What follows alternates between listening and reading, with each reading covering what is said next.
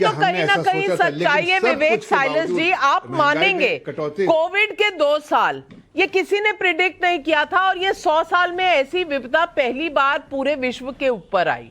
उसके बाद ये युद्ध और युद्ध का प्रेशर शायद 20-25 सालों में ये पहली बार ऐसा हुआ है।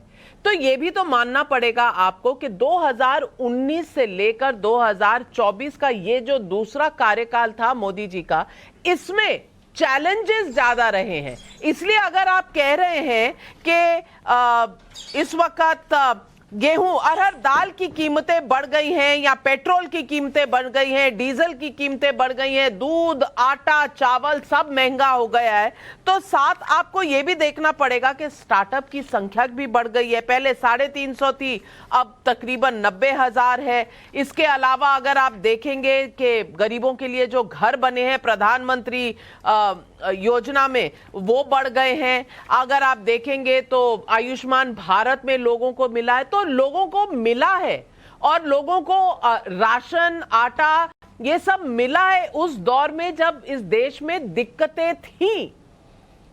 तो आपको तो पूरे ग्लोबल कॉन्टेक्स्ट में देखना पड़ेगा ना विवेक साइलस जी।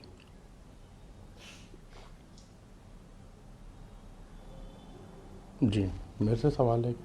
जी विवेक जी, आप ही का नहीं, नाम। नाविका जी प्रणाम आपको। आपकी पूरा सवाल मुझे जी मैं नहीं मैं आपकी आवाज़ बहुत ज़्यादा क्रैक कर रही थी, इसलिए पार्शली सुनाई दे रहा था। आपको प्रणाम करते हुए कह रहा हूँ, देखिए आपका प्रोग्राम मैं बहुत ध्यान से देख रहा था नाविका जी। जितने लोगों ने आपके चैनल पे अभी बाइट दी है, चाहे वो व्यापारी रही हों चाहे महिलाएं रहें, उनमें से अगर एक आदमी ने किसी ने भी ये कहा हो कि नहीं भारतीय जनता पार्टी ने पिछले अपने 8.5 साल की या 9 साल की सरकार में बहुत अच्छा बजट दिया है, हमको बहुत सुविधाएं दी हैं, तो मैं मान जाता।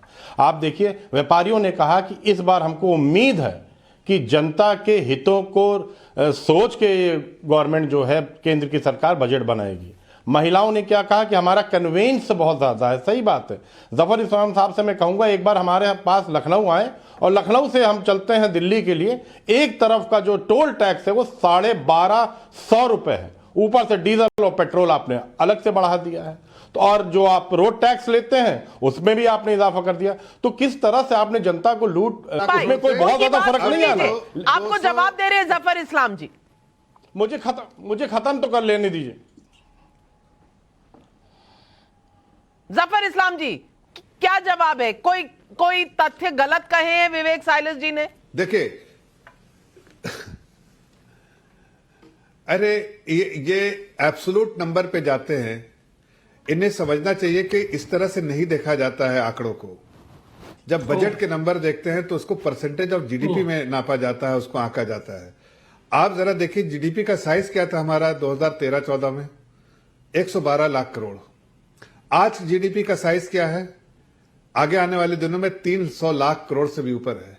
अरे भाई कोई आंकड़े को एब्सोल्यूट तरीके से बोलिएगा तो उसका समझ में नहीं आएगा। आप दूसरी तरह से देखिए कि सोशल सेक्टर में इस इतिहास में, हिंदुस्तान के इतिहास में budgetary allocation percentage to GDP जो तरीका है देखने का, सबसे बड़ा अगर कोई कंट्रीब्यूशन किया तो भारत के सरकार आदरणीय प्रधानमंत्री जी के, मोदी जी के अंडर में हुआ है।